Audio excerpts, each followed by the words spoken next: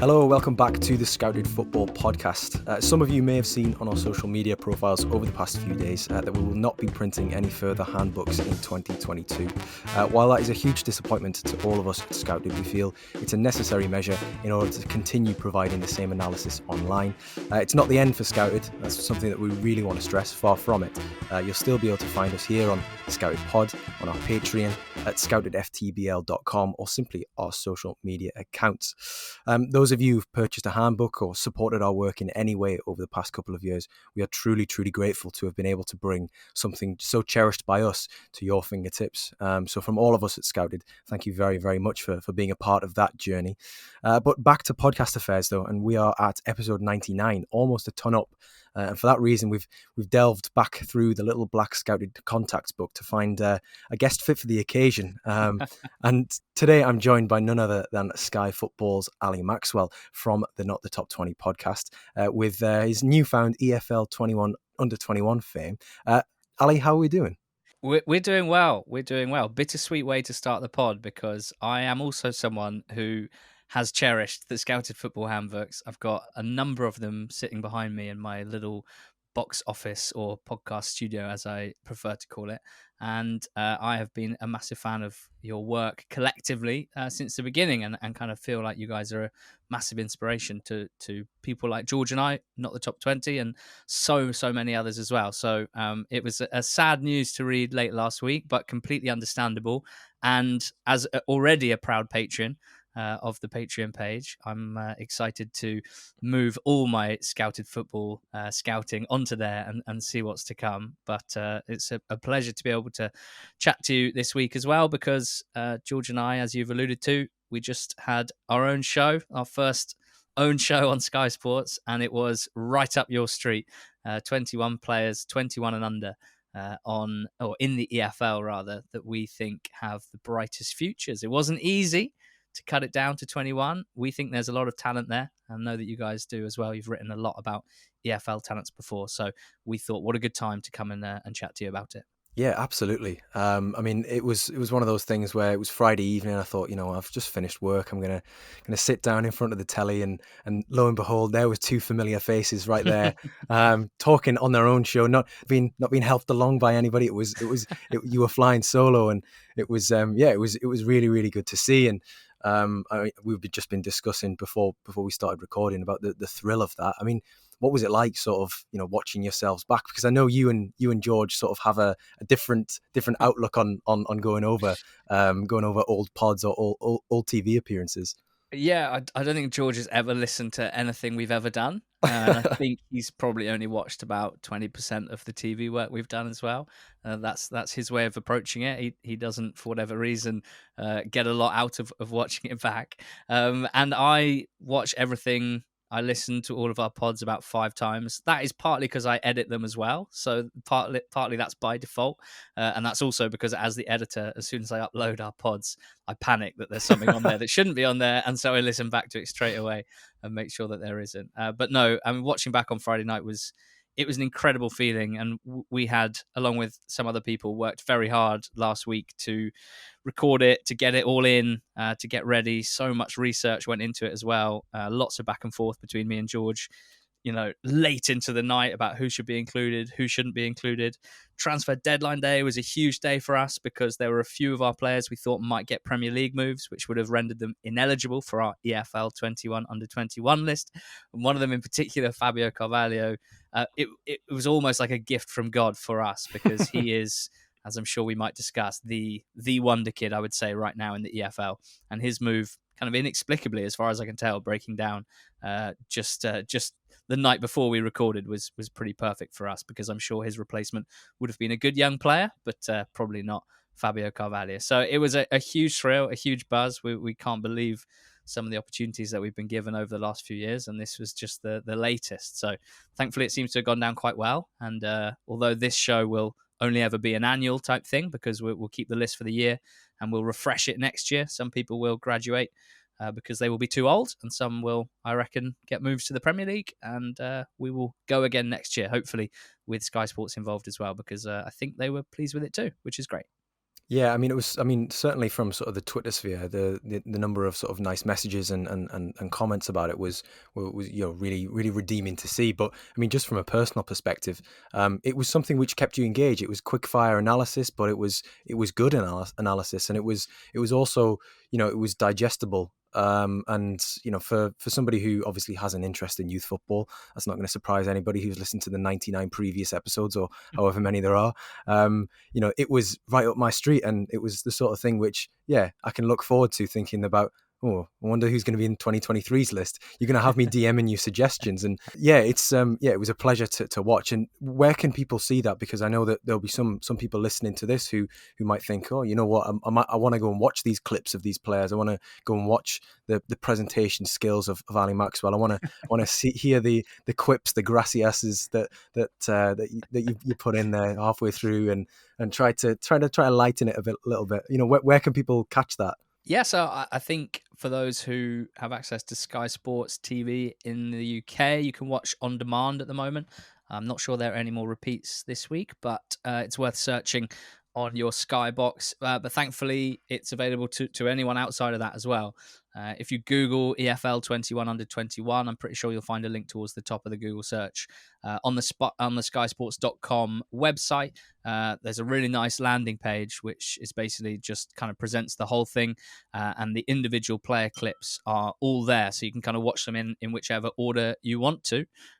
We went sort of goalkeeper through defenders, midfielder, attackers on the show. You might want to start with attacking players, but it would be amazing if those who listen to the pod, who enjoy scouted football content, could give it a go, see what they like, see what they don't like, and let us know, because it's something we think hopefully is quite good fun, and most importantly, we take the task very seriously of finding the players with the highest ceilings, and it's not easy, as anyone who reads the handbooks and listens to your stuff, and you guys are always so good at explaining, youth development and player development. It's not linear, and on this list of 21 players, some will end up right at the very top. I've absolutely no doubt about that, and some of them may never reach the Premier League, and that's fine. That's kind of, if I'm honest, well, that sounds like a strange thing to say, I'm going to enjoy that part of the journey as well, understanding a bit more about player development by using these guys as examples of players with a great skill set, with a potentially a great future.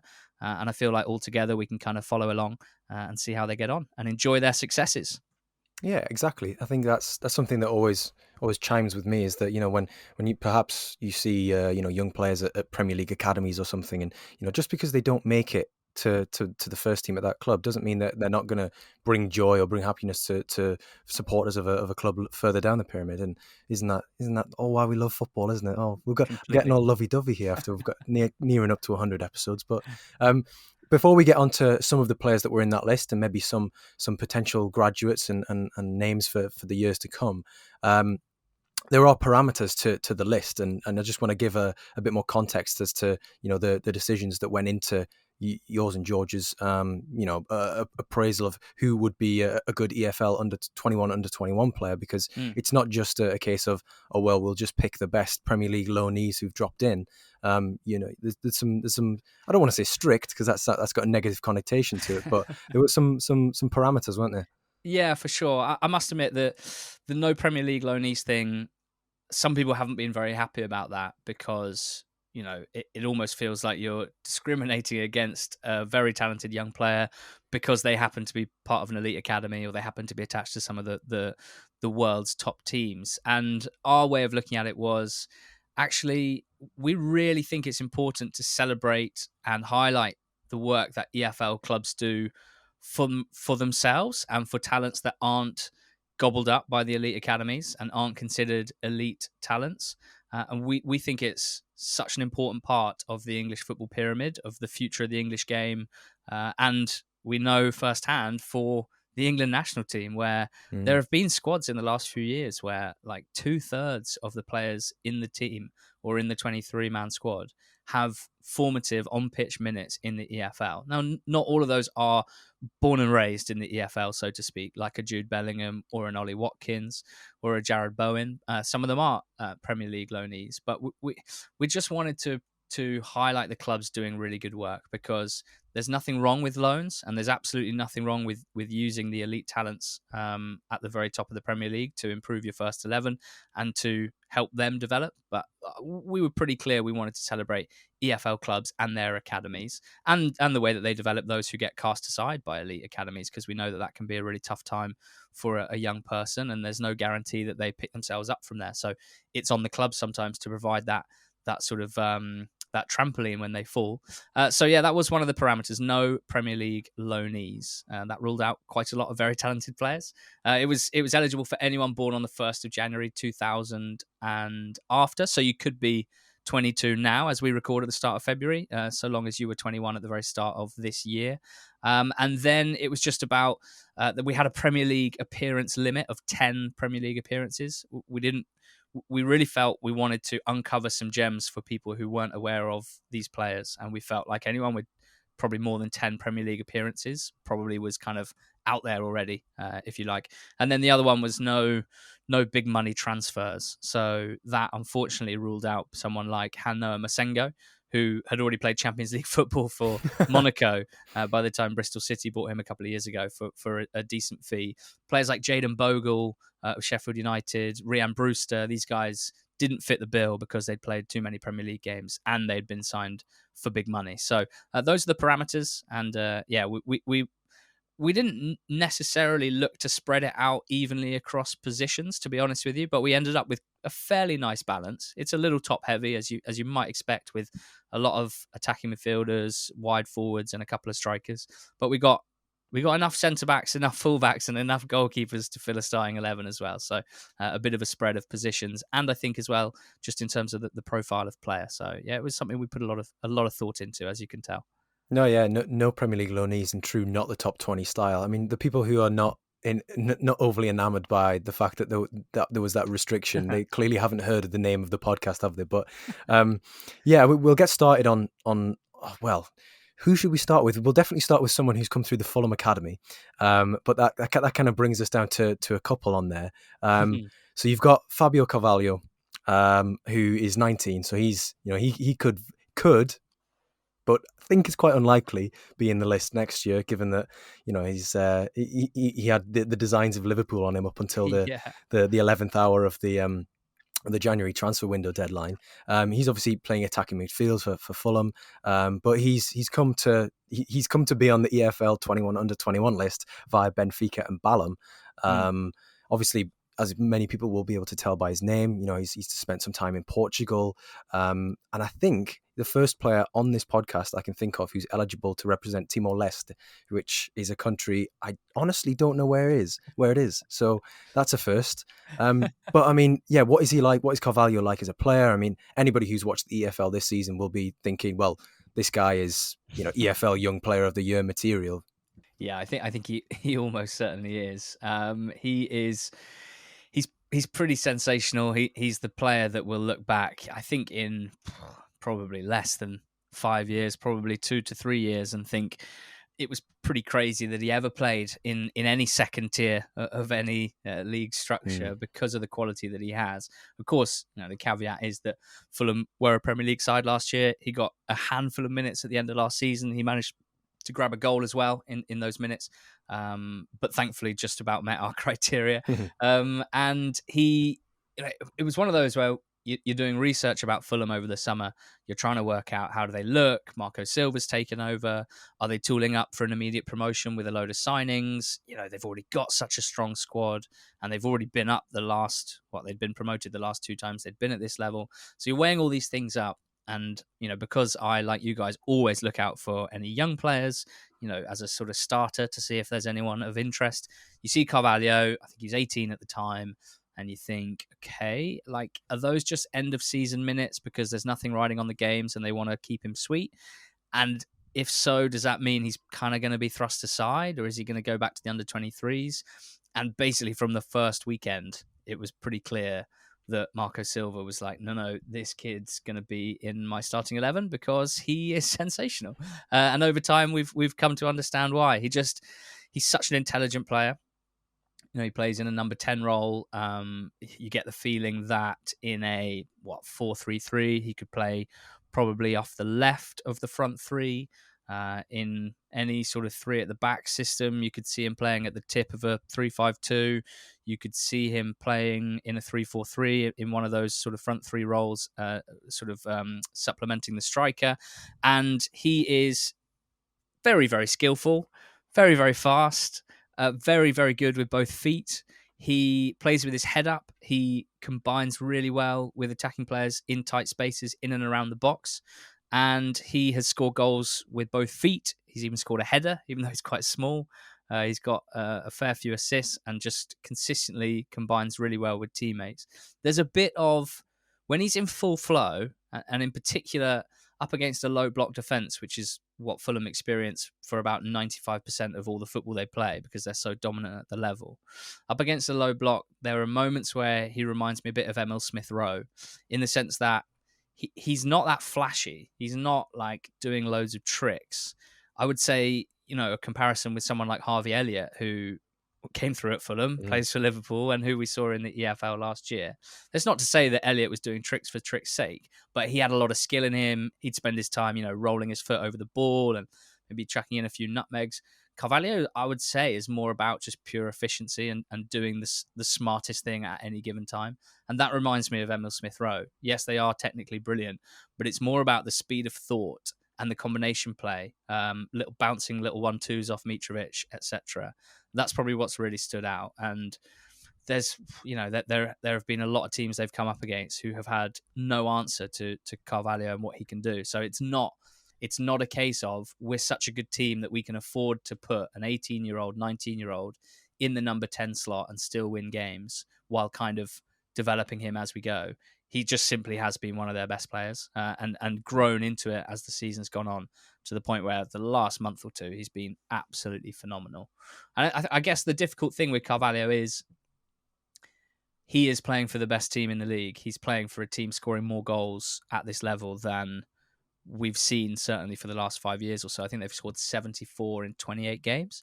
And you sort of think like, okay, at some point he's going to have bigger tests than this. If Fulham go up, which I'm sure they will, is he going to be starting every game in the Premier League? How good are Fulham going to be? How much can his role translate up a level where they're going to have a lot less of the ball, where he's going to be asked to do a lot more out of possession? All of these are fair questions.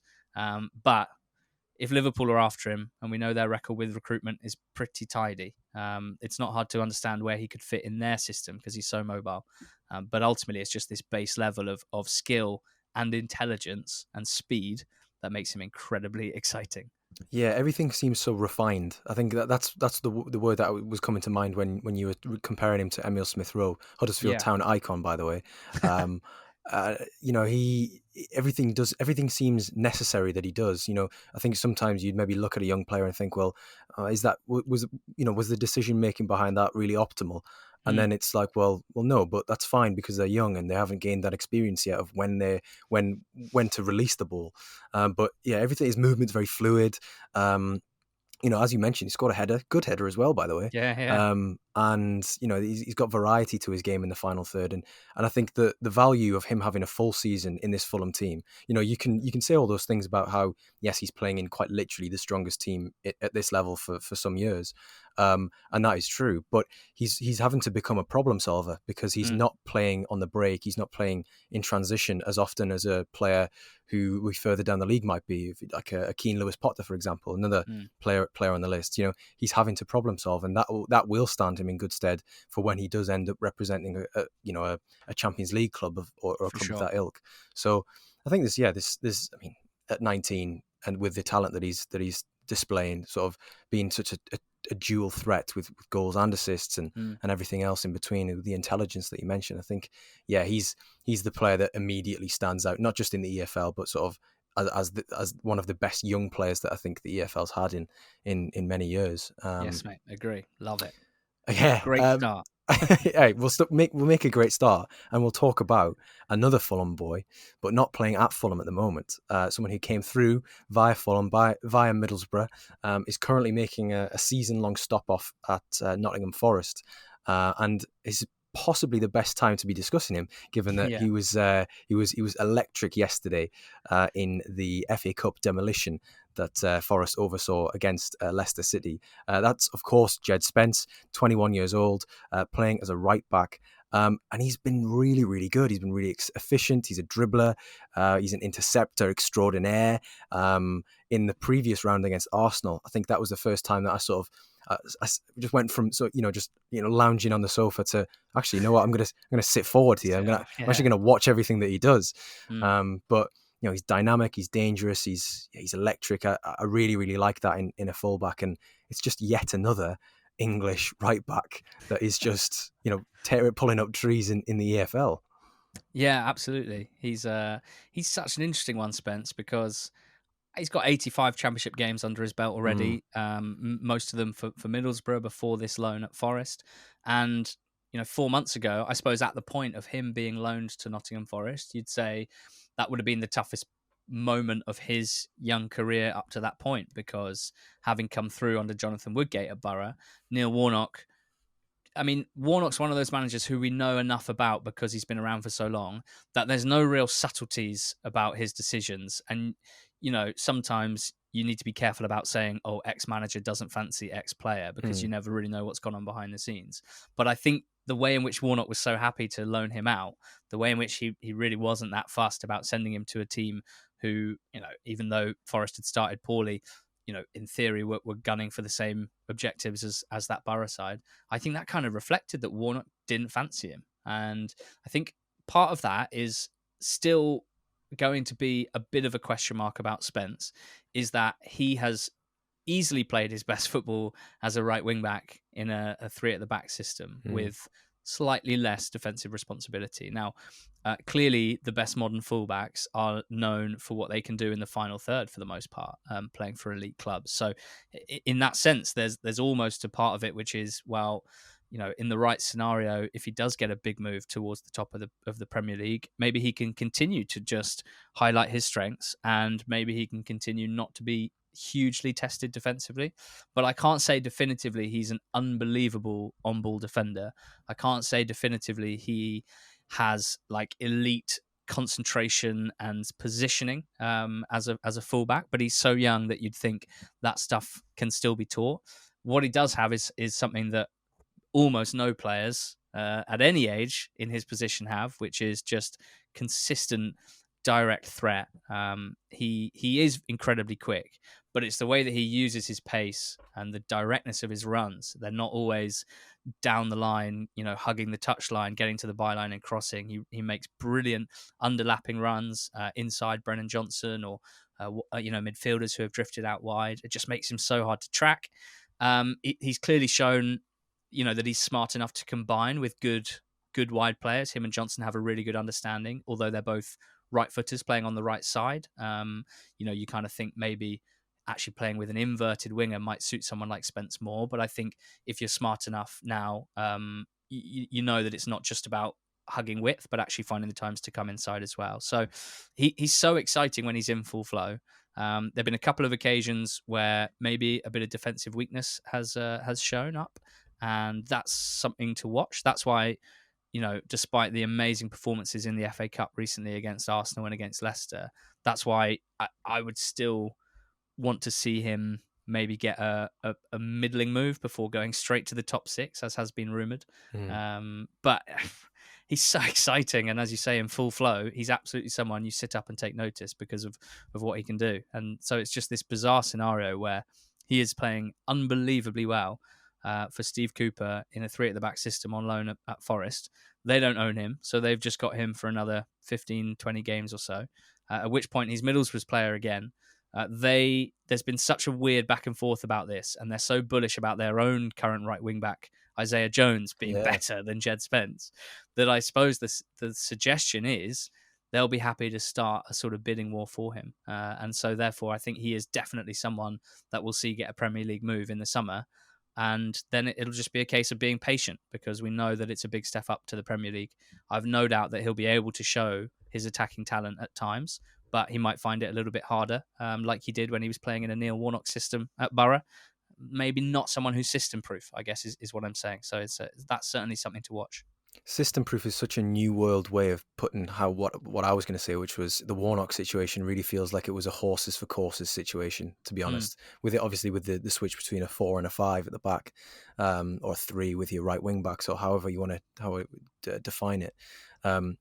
That's kind of how it came across to me. Obviously, obviously Warnock no longer there, but I mean, Spence is benefiting from working under Steve Cooper, and I think it's just yet another example of a player who has spent time on loan with a Steve Cooper team who, for all intents and purposes, looks as though he's going to follow a similar trajectory to the likes of a Conor Gallagher, Mark Guehi, Morgan Gibbs White, these types of players who came to play for Cooper's Swansea in consecutive seasons, and then went on to do really good things in the Premier League with West Brom or Crystal Palace. And I think you're right with that comment about a middling move before going straight to a top 6 club, because the expectation and how quickly you are perceived and how quickly you're judged at a top 6 club is so much more microscopic. So that's right. I think it would be much better if Spence went to a club, which it looks as though he probably will, as you say, who are in need of a player in that position, but in need of a player more suited to Spence's natural attributes, instead of just because he is the hottest property in the Championship. No, it has to be a situation where he's being signed for a club who are going to play that system, and there are plenty of teams who would facilitate that. But I think the biggest decision now between in 2022 for him will be making that decision, which is which club offers me the opportunity to continue this good run. Yeah. Otherwise, I'll forever be defined as, oh well, yeah, he was good in the Championship, but he never quite made the step up. And it's like, well, it's not as binary as that. There are a lot of factors, but yeah, I'm getting ahead of myself there. Yeah, it's always the way. We'll drop down into League One for the next player I've got in here. The next player that you guys picked out for the EFL 21 Under-21, and it's AFC Wimbledon's Jack Rudoni, who you kindly told everyone on Sky was referred to as Rudy, which is I like a nickname. I like it when players have got it's got a ring to it. And also there's definitely potential for terrace chance there, maybe something to the tune of Ruby, but hey, that's just me spitballing here. He's a Don's Academy graduate, coming up to around 100 games, 75 of those in League One. So at 20, he's already another player like Spence with vast experience. We actually had Orlando Valman of Scouted speak to Rob Tuvey last month, who obviously works alongside Mark Robinson, and it's a really nice piece on the Scouted website. He begins by saying, is it appropriate to call what is happening at AFC Wimbledon a youth revolution? And I don't think it's hyperbolic to say that. The average age of the squad that they've used this season is 23, which, when you think about averages, that's you're playing quite a few Rudies who are of that age of 19, 20, 21. You've got your Ayub Assals there, the impish Ayub Assal as coined by Not the Top 20. But yeah, Rudoni is part of the youngest starting lineup, the youngest squad in the EFL this season.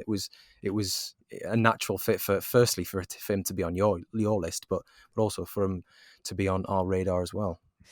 Yeah, Rudoni and Ayub Assal, and our sense of really needing to include one of them, but probably not both of them, was one of many very tough moments in preparing this list. And I've been to watch Wimbledon a few times this season, as I'm based nearby, and I like their new stadium. And I particularly like the food offerings that they have, and lots of nice craft beers as well. I would recommend getting down there, because the stadium might look a little bit like something out of FIFA 22, just like a little too new buildy for some people's likings, but it's a good place to watch football, and particularly if you're interested in young players, because they've got plenty of them, as you say.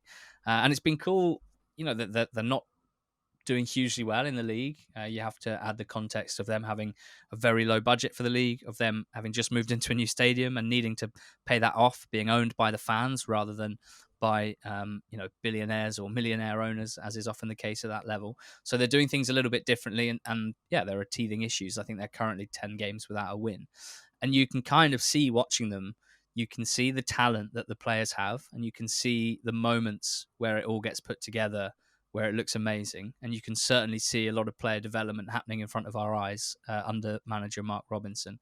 But of course, there are some tough moments as well, as is probably to be expected with such a young team. I think Rudoni, he's probably been, he's certainly been their most consistent attacking threat this season. And that's really the big thing about him. He's an attacking midfield player. He's quite tall, lefty, kind of skinny. And it's a weird one. You kind of talk about Rudoni. You almost start by saying he's not an attacking midfielder in a particularly modern mold who can carry the ball really, really smoothly, who plays a lot of through balls or is really creative, gets a lot of assists. He's not a sort of Jack Grealish prototype, which is what we're seeing quite a lot of young players in the EFL try and be. He's just like pure mentality for goal scoring, combining well with teammates in and around the opposition box. Like, he does pass and move well, but I guess he doesn't have maybe the greatest vision in terms of picking out passes for teammates.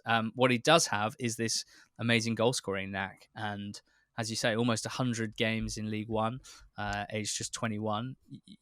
That stuff is pretty clear to see in that amount, in that sort of sample size. You've got a guy who very consistently either arriving late into the box when the ball's out wide, either running in behind every now and then, either with a threat from range with a left foot, which is incredibly precise. I think of someone like Jared Bowen with a similar amount of power and accuracy with his left foot. And he's just a real goal threat, and that's clearly a skill that's incredibly valuable, and I think one that we reckon can translate up levels. I'm pretty confident he'll be playing in the Championship next season.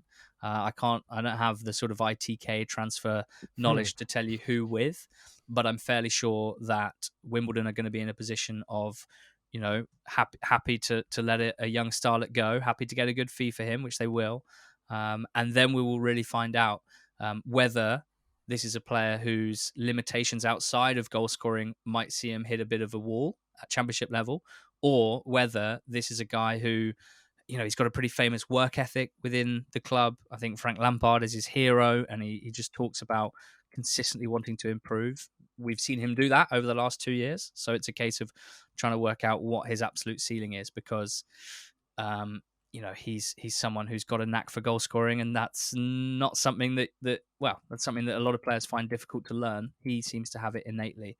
In terms of him versus Asal, in the end, the discussion seemed to boil down to, and this was after talking to a lot of Don's fans, Asal possibly having the highest ceiling, but certainly having the lowest floor. That's because Asal at this point, you really can't be that sure about what's going to happen. He's showing a lot of potential. He is an absolute menace. He's impish, as you say. He's box office, as we say. I think he's got the joint most yellow cards in League One, despite being a 5'6" attacker.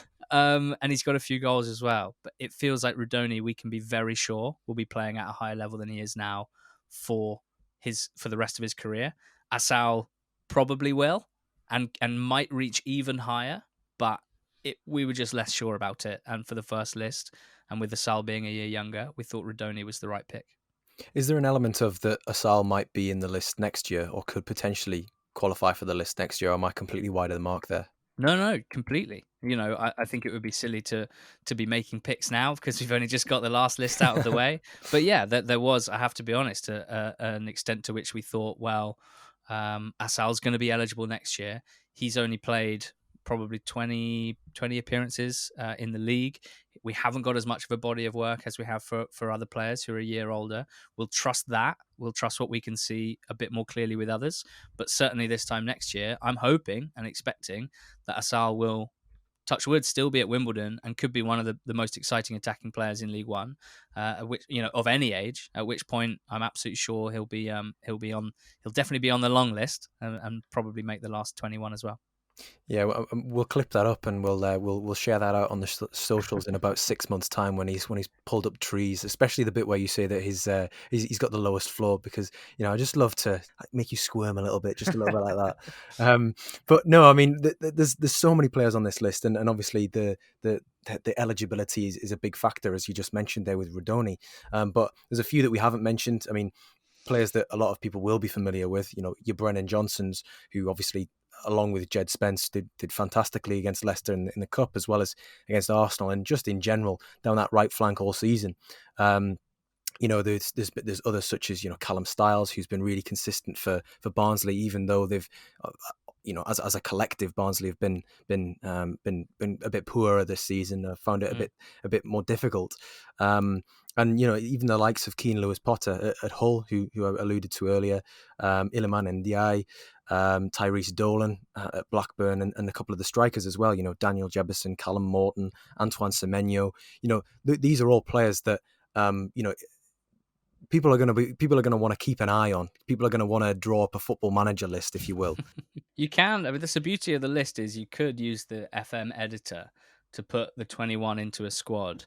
You might need to bolster it with a couple of, with maybe one or two extra goalkeepers and a couple of extra centre backs. And I'd be happy to tell people who are interested in doing this which ones to choose to sort of bulk it up to 25 and give yourself a bit more depth. But I mean, I'm going to be doing this when I find a bit of time. Now that is a challenge. I'm going to be putting this into a squad on Football Manager.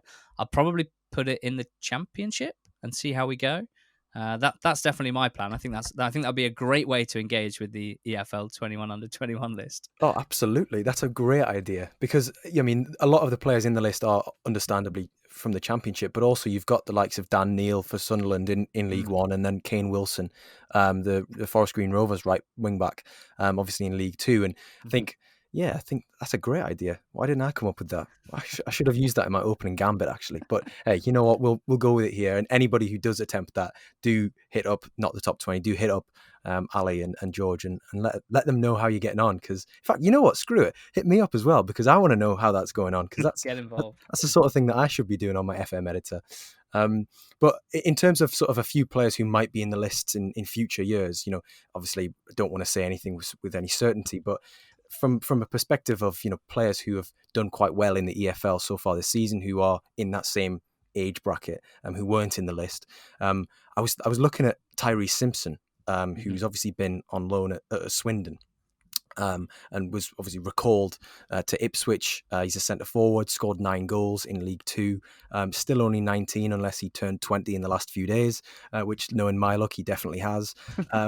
But he's a product of Ipswich's academy. You know, the Tractor Boys have history, don't they? You know, your Kieran Dyers, your Titus Brambles, Darren Ambrose, Darren Bent, I believe, was also there for a time. Yeah. And the bit about Simpson that was really curious to me, aside from his, you know, the style of his game, which I'm sure you'll enlighten us on, was that he does have an expiring contract, which after, you know, 6 months on loan in League Two, scoring near enough double figures and adding a few assists on top of that, that does make for an interesting proposition. Yeah, to be honest, it's really frustrating, Joe, because he was recalled by Ipswich, and as far as I can tell, and this isn't definitive, but this is something that I've looked into a lot because he's a player that I'm so interested in and want to see more of. I believe he's got an expiring contract. There may be an extension, there may not be an extension, but the reason he was called back essentially was to clear up the situation, commit his future to Ipswich, and then be sent back out on loan, probably to Swindon, who were doing a great job giving him the sort of minutes that 18, 19-year-old strikers struggle to get in the professional football pyramid in the UK. And for whatever reason, this contract discussion, let's not call it a dispute, has led to him not having signed one yet, and meant that he didn't get loaned back to Swindon or anywhere towards the end of the January transfer window. Now, as far as I can tell, Ipswich aren't hugely fussed about using him in their team for the rest of the season, which means it could be a few months of under-23s football, which always feels like a little bit of a waste of time for someone who has got a taste for League Two football, has clearly thrived, who has, let's be clear, not been unbelievably consistent at Swindon, but who on his day has been unbelievable and has a skill set that very few players his age have, very few players at the bottom of the English professional pyramid have, and gives him, to my eyes anyway, an incredible scope for development from this point. He's another one who, if he didn't develop a tool from this point, if he didn't improve in any way from this exact moment, I think would still have a very good career as a League One, League Two goal scorer. As you say earlier, some people are so obsessed with everyone reaching the very top, but that is still a good career. That's if he doesn't get any better.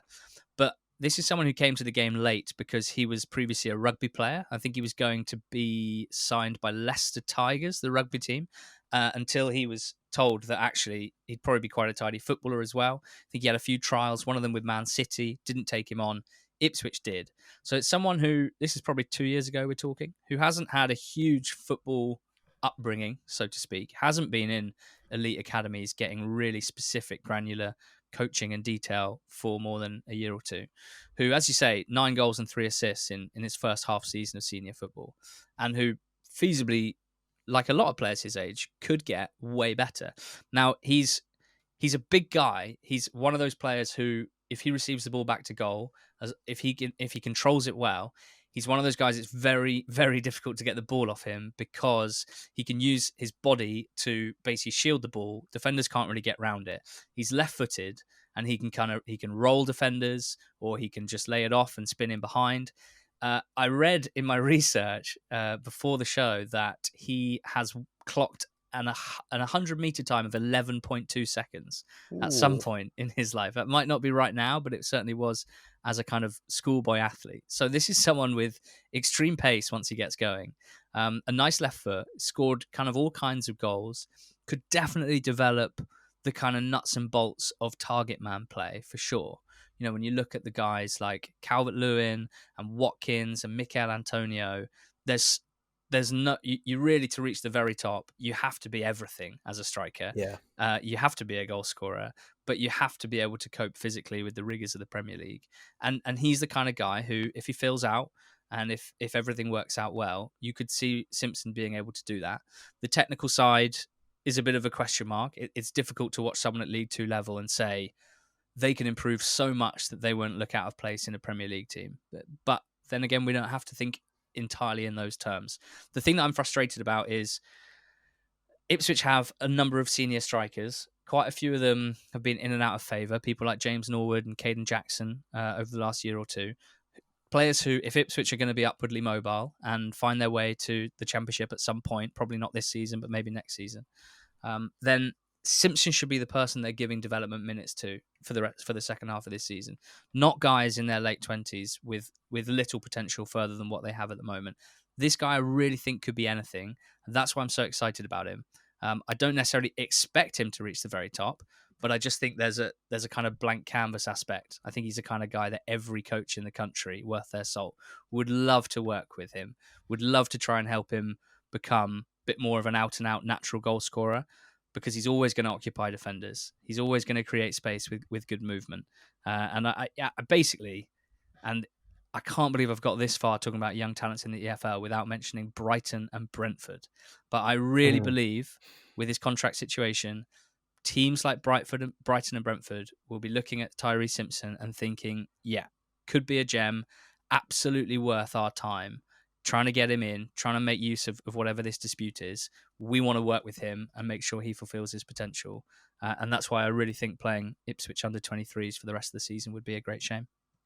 Yeah, no, I completely agree with that. I didn't actually have any background on the situation, so that's it's pretty enlightening, as I said, in the sort of the build up to it. But looking at sort of the League One table at the moment, Ipswich played 30 games, currently 9th, 8 points off the playoffs. You've got to think that, well, I mean, there's not a real threat of relegation, obviously, and if we're saying push comes to shove, those last 4 or 5 games of the season, they're definitely going to be looking as though that if they don't play him, then they never will. But as you say, it would be a crying shame for him not to get any senior football at League One level. You know, having done so well in League Two, you know, try and make something out of a bad situation. Because it would be a crying shame, even just to waste. I don't want to say waste, but even just to sort of to spend 6 months maybe playing at a level which is below his station. And you know what, with the rugby side of things, you know, if AFC Wimbledon managed to stay in League One, then, you know, why don't they bring him in with the Rudoni money, and then he can play for Wimbledon on the Saturday, and then he can play for London Broncos at Plough Lane on the Sunday as well. So, you know, you can really get more bang for your buck there. Or he could be signed by Brentford and he could play for Brentford on Saturdays. And I think it's London Irish. Do they play at the Brentford Stadium now? Oh, There that you go. I did not know that. So there you Yeah. go. Yeah, stadium sharing knowledge. That's what you get on this podcast as well. It's multi-sport. No, that's sort of the end of the player sort of player view section. I just wanted to ask you, Ali. What's in the pipeline for yourself and George? When are we going to be next seeing you on the screens? I know you're quite quite familiar with the setup on Friday nights, and Yeah. people will recognize you from those games. Is there too many of those sort of in the pipeline? Yeah. Anytime there's a championship game live on Sky on a Friday night, George and I will be there after it. You have to be patient because you got to watch the game, you got to watch the post-match analysis, you got to watch the manager interviews, but you get rewarded 10:15. George and I get wheeled out for about 10 minutes at the end, and very relevant to you guys, very relevant to the listeners of this pod. It might sound ridiculous given that we've just highlighted 21 players under 21 and we've talked about them at length, but that is, I would say, generally what we do. We talk about not always young players, but exciting talents in the EFL, players who are thriving, young managers often who are looking really, really interesting, who could have a bright future in the game. We just take whatever we think in our own way is the most interesting thing to talk about and try and make some good TV on it. So yeah, Fridays on Sky, Saturday nights on the highlight show on Quest, which is a bit more bish bash bosh, get the goals in, talk about what's happened, that sort of stuff. And obviously the pod on Mondays, reviewing the weekend, lots of chat about individual players every week, people to watch, people to track. And we've got some exciting stuff in the pipeline. Just one particular thing that I can't tell you because we haven't revealed it to our own listeners yet, so I can't reveal it to yours. But yeah, we've got 21 under 21 out the way. That was a big part of the start of our year. We got something else big. It's not TV related, but it is exciting. Well, I'm excited. I'm excited to listen to it. And I tell you what, as well, on the Sky stuff, I bet the green room food isn't bad either on those Friday evenings. You know what? It's pretty good. It's pretty good. I've got a real weird love for this Sky Canteen pasta bar. Just some really good options there. George always laughs at me because he's probably got a point. Before you go on TV, where they say the camera adds £10, maybe eating like 3 kilos of cheesy pasta isn't the one, but it's what makes me happy.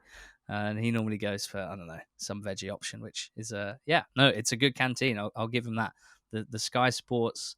Or the Sky Campus, the spaceship, as I call it. It's a pretty remarkable place. I think you can get your hair cut there. I think there's a gym there. They've got all sorts. They just never have to leave. Yeah, they try and keep you there for as long as possible. I think that's the idea behind it, yeah. But it's good to dip in every now and then. Oh, brilliant stuff. No, thank you very much, Ali, for coming on, giving up your time and for telling us all about all those players under 21 in the EFL. For anybody who didn't catch the EFL 21 under 21 show on Sky or on demand, obviously, as you heard from Ali himself, please to go and see that. Please go and watch that if you're interested in a little bit of analysis and a little bit more added context to some of the players that we've been discussing on clips. Today's pod. Video clips, exactly. Yeah, you don't clips. even have to listen to us. You can just watch like 6 to 8 really good examples of these young players being really fun and exciting.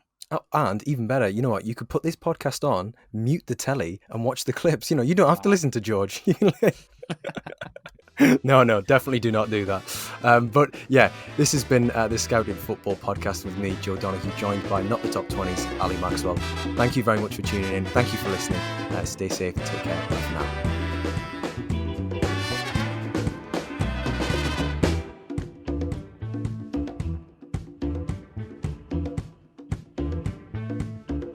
For player profiles, in-depth features and exclusive interviews, visit sfhandbook.com to learn more about the best young football players in the world.